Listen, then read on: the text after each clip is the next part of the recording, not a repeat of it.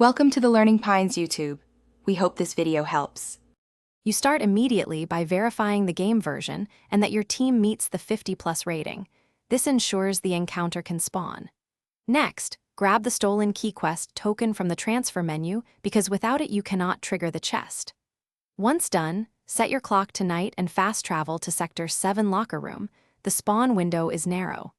Move stealthily because alarms reset the event timer and can prevent the Demon Thunderbolt from appearing. You proceed by entering the locker room and removing alerts.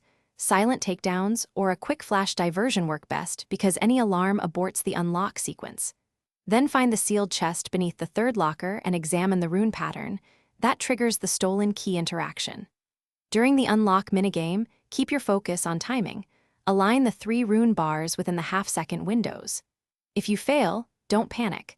The 15-second cooldown resets the puzzle, and you finish by claiming the stolen Demon Thunderbolt promptly. Pick it up within 10 seconds because it can despawn from a known glitch.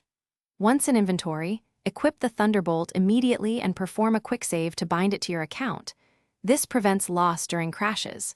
If the item is missing after the sequence, first relog and check the inventory log. If still absent, load the prior autosave and repeat the chest unlock with the same steps. One key tip: avoid fast travel until the item is saved. Thanks for watching. Consider subscribing if we helped you.